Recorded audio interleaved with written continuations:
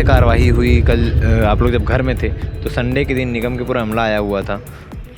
कल की जो कार्रवाई है सर, मॉर्निंग सुबह 6:30 बजे, ना किसी को जानकारी थी ना कुछ। मैं ये जानना चाहता हूँ कि इस सुशासन की सरकार में क्या लोगों को अपनी बात कहने का अवसर नहीं मिलेगा क्या? कैसे सुशासन की सरकार होगी? आपको अगर तोड़फोड़ करनी थी, कम से कम 1 घंटे 2 घंटे 4 घंटे का तो समय देते, 1 दिन का तो समय देते सामान हटाने का। मैं आपको इस संबंध में बता दूं, गौतम नगर में जो 60 घर लगभग टूटे हैं उसकी कार्रवाई का विधायक श्री देवेंद्र यादव को पूरा जानकारी है। वो बोला था कि वर्कर लगा के हाथ से तोड़ा जाएगा, हाथ से, ताकि आप लोगों का नुकसान मत हो, और जेसीबी ला करके एक साथ पूरा बुलडोजर चला दिया गया है, पूरा घर को निरस्त कर दिया गया है। अगर सरकार की सही कार्रवाई होती तो इन लोगों को रात में सड़कों पे नहीं सोना पड़ता।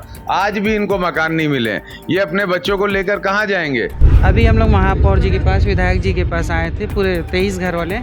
यहाँ से निगम के अधिकारी आके हम लोग को ये बोलेंगे कि आपको हम घर दे रहे हैं। इन घर देने का कंडीशन ये है कि जहाँ दे रहे हैं वहाँ ना खिड़की है ना दरवाजा है। अधिकारी खुद बोल रहे हैं। कल आप लोग गए थे तो देखे थे। खुर्सीपार वार्ड 42 में कल नगर निगम द्वारा जो कार्रवाई की गई उसके बाद लगातार वो स्थान जो है वो चर्चा का विषय बना हुआ है, क्योंकि वहाँ पर लगभग 50 घरों में क्षति पहुंची, जिसमें से 19 से 20 ऐसे मकान जिसको पूरी तरीके से ध्वस्त कर दिया गया। उसके बाद से वहाँ लोग सड़कों के किनारे या अपने पहचान वालों के घर रह रहे हैं। मगर कल ये भी बात निकल कर सामने आई थी कि निगम की पूरा अमला वहाँ पर मौजूद है, जो प्रधानमंत्री आवास योजना के तहत लोगों को तुरंत घर दे रहा है। पेपर वर्क बाद में कर लिया जाएगा, पहले घर में शिफ्ट कराया जाएगा। मगर आज भी कुछ लोग ऐसे हैं जिन्हें घर नहीं मिला हुआ है, और जो विधायक देवेंद्र यादव के पास पहुंचे, महापौर नीरज पाल के पास पहुंचे, इनसे बातचीत करते हैं कि क्या समाधान निकला है और अभी वहाँ की वस्तु स्थिति क्या है।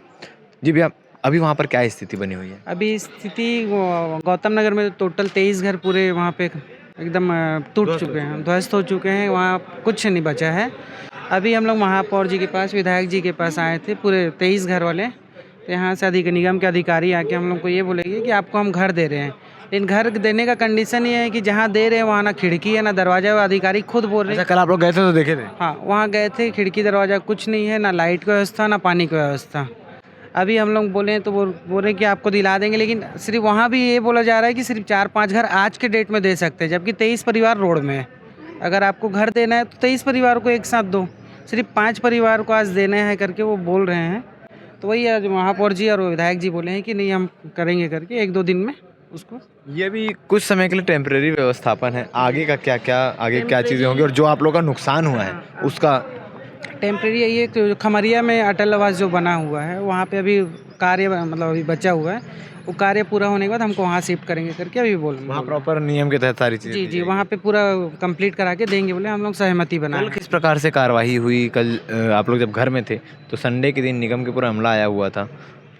कल की जो कार्रवाई है सर, मॉर्निंग सुबह 6:30 बजे, ना किसी को जानकारी थी ना कुछ। संडे का दिन था, हर परिवार घर में था, कुछ लोग ड्यूटी वाले थे, कुछ के हस्बैंड जो गाड़ी चलाते हैं, जो बाहर में ड्राइवर है वो बाहर थे, किसी को कोई जानकारी नहीं। आए हैं, सिर्फ 5 से 10 मिनट का समय दिए, वो भी सिर्फ वो अपना जेसीबी मशीन लगाने का बस समय लिए हैं कि जिसके घर तोड़ना उसके घर के जो पॉइंट लेते हैं वो बन लेंगे, और तुरंत तोड़ना चालू कर दिए। ना घर का सामान निकालने दिए, ना किसी महिला को बच्चे लेके बाहर निकलने दिए, वो अपने आप की है। और जो जगह बोले थे, बोल रहे हैं कि 2 महीने पहले से नोटिस आ रहा था, तो उस नोटिस में आप लोग ने कोई एक्शन नहीं लिया? सर 2 महीने पहले से नोटिस आ रहा था, उस बीच में 2 बार निगम के अधिकारी, महापौर जी, विधायक जी, वहाँ पे सभी कोई आए थे। वो सभी को बोला गया था कि घर नहीं टूटेगा, जिसको जितना ज़रूरत है, 5 फीट 10 फीट जहाँ हमको जितना लगता है हम उतना जगह लेंगे करके, है ना। फिर दोबारा हमको जब नोटिस दिया गया, पहले वो ये बोले कि हमको जितनी ज़रूरत है हम उतना में काम करेंगे। फिर बाद में जो नोटिस दिया गया सिर्फ यही बोला गया, आवास योजना का फॉर्म है, आपको यहाँ से हटना ही पड़ेगा, हम तोड़ेंगे, बस इतना हुआ। और 5 फीट का बताया गया था कि 5 फीट बस तोड़ेंगे, 5 फीट 6 टूट गया? पूरा घर तोड़ दिया गया है, पूरा घर टूट गया है। कम से कम 30 से 35 फीट वहाँ पे पूरा घर टूट गया है। पहले बोलेगा जहाँ 5 फीट बोले वहाँ 10 फीट तोड़ दिए हैं, और जहाँ उनको बोले थे कि हमको क्रेन से तोड़ने की बात नहीं की गई थी। वो बोला था कि वर्कर लगा के हाथ से तोड़ा जाएगा, हाथ से, ताकि आप लोगों का नुकसान मत हो, और जेसीबी ला करके एक साथ पूरा बुलडोजर चला दिया गया है, पूरा घर को निरस्त कर दिया गया है एक साथ।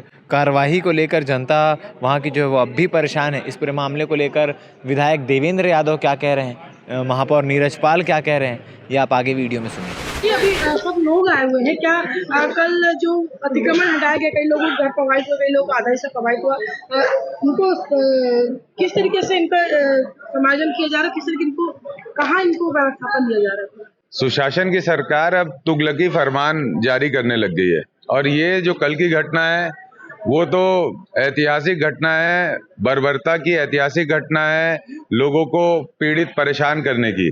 आप ये समझिए नोटिस आया है, 2 महीने पहले नोटिस आया, ना मुनादी हुई, ना किसी को जानकारी दी गई, लोग अपने घरों पर सो रहे थे।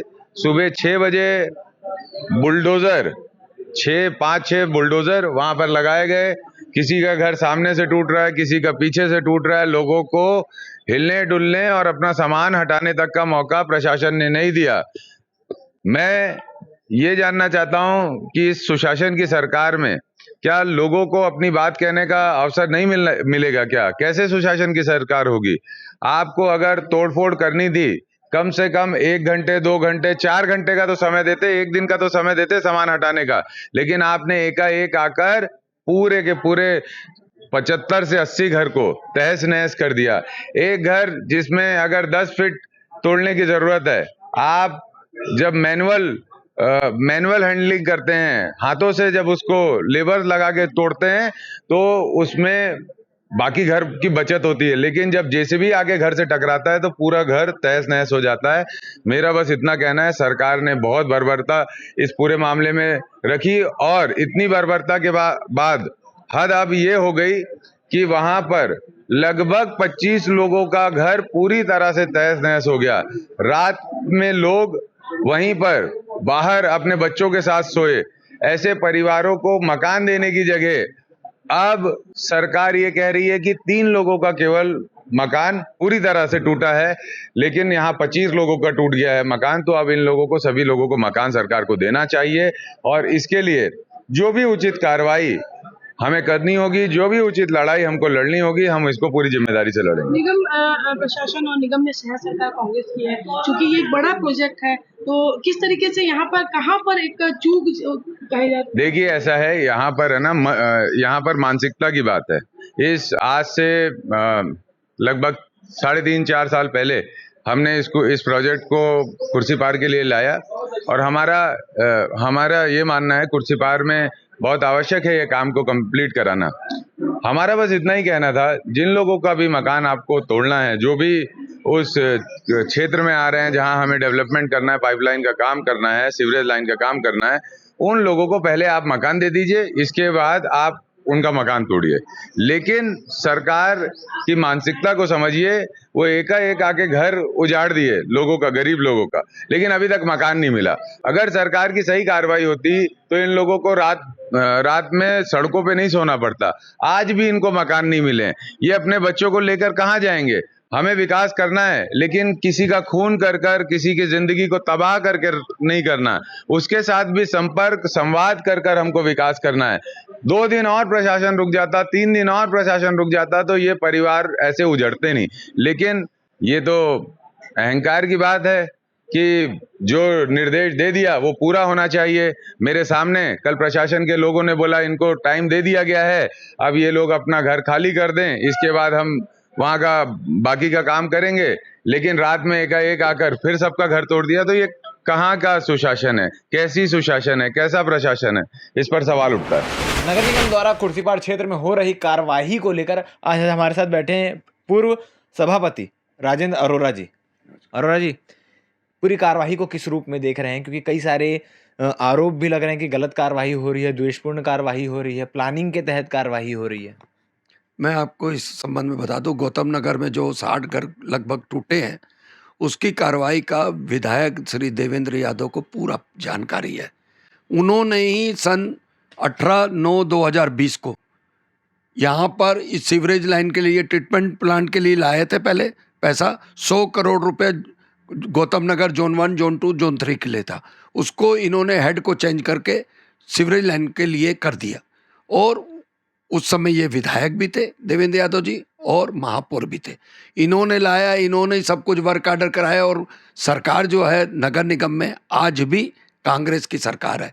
चाहे महापौर जी अभी नीरज पाल जी हैं, जोन अध्यक्ष खुर्सीपार के, जिनसे पूछे बगैर खुर्सीपार में कुछ भी नहीं होता, वो भूपेंद्र यादव जी हैं, वो भी उनके कांग्रेस के हैं, उन्हीं के आदमी हैं।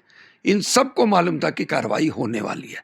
महापौर जी कह रहे हैं कि कार्रवाई के बारे में जानकारी थी और उन्होंने बातचीत भी की थी, लोग कार्रवाई में सपोर्ट करने को भी तैयार थे, मगर एक दिन संडे के दिन अचानक सुबह पहुंचती है टीम और अचानक से तोड़ना फोड़ना शुरू हो जाता है। मैं एक बात बता, जनता उस क्षेत्र के गरीब है, जिसका घर टूटता है, जहां पे भी जो बोलेगा नेता वहां चले जाएंगे। मैं आपको एक बात बोलता हूं, संडे वाली बात तो महापौर जी को बोलना ही नहीं चाहिए, ना विधायक जी को बोलना चाहिए। जब पहली बार आपके पास नोटिस आया, इनके पास जो दिसंबर में आया, फिर जनवरी में आया, फिर मार्च में आया, देवेंद्र यादव जी तो दुनिया भर के बड़े बड़े वकीलों के साथ हाई कोर्ट और सुप्रीम कोर्ट केस लड़ रहे हैं, इनको नोटिस के खिलाफ क्यों नहीं ले गए हाई कोर्ट?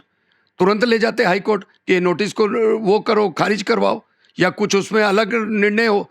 वो इसलिए नहीं लेके गए क्योंकि देवेंद्र यादव जी जब खुद विधायक थे और महापौर भी खुद थे, और अभी भी महापौर जो है कांग्रेस का है, उन्हीं के द्वारा ऑर्डर किया गया कि सीवरेज लाइन बिछानी है, और अंदर से गई है, उनको पता था। उन्होंने पहले इसलिए नहीं तोड़वाया क्योंकि चुनाव था, नहीं तो 1 साल पहले बाकी जगह के तो कर दिया उन्होंने, जब चुनाव के पहले, और उसके बाद बोल दिया कि मेरा पूरा हो गया सीवरेज लाइन का काम। आप आज जब छींटाकशी हो रही है, आरोप लग रहे हैं, तो आप स्पष्ट रूप से कह रहे हैं कि ये विधायक देवेंद्र यादव के समय के काम है, तो जब ये काम पूरे हो जाएंगे तो ऐसा तो नहीं है कि बीजेपी इसका श्रेय लेगी कि हमने काम करवा दिए? हम लोग ना देवेंद्र यादव जी जैसे विधायक नहीं है। पहले कैनाल रोड बन रही थी, बिल्कुल बीच रोड में खड़े हो गए, नहीं बनने दूंगा, गरीबों का घर नहीं टूटने दूंगा, बन गई। उन्होंने जो भी करना था किया, नौटंकी, उसका फायदा भी उनको हुआ, ऐसा नहीं, मैं नहीं बोलूँगा नहीं हुआ, लेकिन उसके बाद जब जीते वो तो श्रेय लेने लग गए कि कैनाल रोड भी मैंने बनवाई, सब मैंने बनवाया। मैं पूछता हूँ कि कैनाल जब ये सीवरेज लाइन का अंदर से जा रहा है और उन लोगों ने नोटिस दिया, नगर निगम ने, उन्होंने प्रधानमंत्री आवास का फार्म इनको दिया, नगर निगम ने आके फोन द्वारा सूचित किया। और आपको बता दूं, कल टीम भी वहां मौजूद थी शायद। मैं बता रहा हूं ना, कल पूरी नगर निगम की टीम और जो प्रधानमंत्री आवास वाला विभाग था वो भी था, ट्रक भी खड़ा था, जिसको यहाँ से उठाना ले जाओ, हम घर में बता देते घर, उसके अंदर सामान रख लो, पैसा फार्म बाद में जमा कर लेना। जबकि देवेंद्र यादव जी के कारण ही ये स्थिति उत्पन्न हुई है। बताता हूँ कारण, क्योंकि जब फरवरी मार्च में आया तो कल कई लोग मेरे पास आए वहाँ के गौतम नगर के, और एक ने तो टीवी में भी बोला कि हमको देवेंद्र यादव जी ने बोला था, विधायक जी ने, कि तुम्हारा घर इसलिए नहीं टूटेगा, तुम रोज कमाते खाते हो सब लोग, और हम जो सीवरेज लाइन है ना वो रोड के किनारे किनारे ले जाएंगे, आपके घर को प्रभावित नहीं करेंगे। यही बोल बोल के उनको आश्वासन दे दिए और गलत आश्वासन दिया। और मैं पूछता हूँ, आए थे आप कल तो विधायक जी वहाँ नगर निगम के अधिकारियों को चमकाते हुए भी दिखे कि ये कार्रवाई गलत है, और आप उन्हीं पे आरोप लगा रहे हैं। मैं बोल रहा हूँ नगर निगम में के अधिकारियों को जो चमका रहे थे ना, अपनी जो गलती है ना, वर्क आर्डर उनका, सरकार उनकी रोक देते, बोल देते महापौर नहीं होगी कार्रवाई, नहीं मेरे को चाहिए, क्यों नहीं करवा दिए? आप ये बताइए, वहाँ पे 15 मिनट खड़े हुए, दुनिया भर का अधिकारियों को पब्लिक के सामने बोल रहे हैं गुंडागर्दी नहीं चलेगी, ये नहीं चलेगी, वो नहीं चलेगी, और 10 मिनट गुंडागर्दी बोलने के बाद अपना चले गए मेहमान कलाकार के रूप में घर, और उसके बाद 20 घर टूटे। क्यों नहीं रुकवा दिए? वहीं रहते ना, वहीं रहते, उनको मालूम था कि टूटेगा, और उन्हीं के हाथ का ऑर्डर है, उन्हीं के हाथ का सब कुछ है। क्यों नहीं गए कल? रुकवा देते ना, खड़े हो जाते, जैसे कैनाल रोड में खड़े हो गए थे हाथ फैला के, नहीं चलने दूंगा, वैसे कल खड़े हो जाते ना। सब उन्हीं का है, गरीबों को गलत गलत वो करके रास्ता दिखाकर अपनी राजनीतिक रोटी सेक रहे हैं। मैं भी रहा हूँ सभापति, 3 बार पार्षद रहा हूँ, हमने जिंदगी में किसी घर में राजनीतिक नहीं की, गरीब के घर में। अरे राजनीति करनी है तो बड़े बड़े करो ना। इन गरीबों ने क्या किया, जिनको घर से बेघर कर दिए और खुद ही करवा रहे और खुद ही खड़े होकर बोल रहे हैं गलत हो रहा है। प्रभावित पहुंचे थे, क्या समाधान निकला और कितने संतुष्ट होकर जा रहे हैं लोग? देखिए, कल जो अचानक प्रशासन द्वारा कार्रवाई की गई, जिसमें काफ़ी लोग प्रभावित हुए हैं, लगभग 21 लोगों को आज हमने यहाँ पर निगम के अधिकारियों को बुलाया था, और निगम के अधिकारियों ने उस सूची, जिनकी कल मकान टूटे थे, वो सूची से 21 लोगों को आम्रपाली में अभी तत्कालिक व्यवस्था, क्योंकि उनके सर पे छत भी नहीं है, छोटे छोटे बच्चे हैं, खाना बनाने के लिए जगह नहीं है। तो अभी आम्रपाली में जो हमारे पास खाली अभी अलॉटेड नहीं है, जो आम्रपाली मकान जो हमारे बने हैं प्रधानमंत्री आवास, उसमें कुछ मकान खाली है, उसमें हमने व्यवस्था की है। जैसे इन लोगों की तरफ से भी पेपर वर्क पूरा कर लिया जाएगा, इनको प्रधानमंत्री आवास में व्यवस्थापन के तहत जो गवर्नमेंट की जो स्कीम है उसमें हम लोग इनको व्यवस्थापन करेंगे।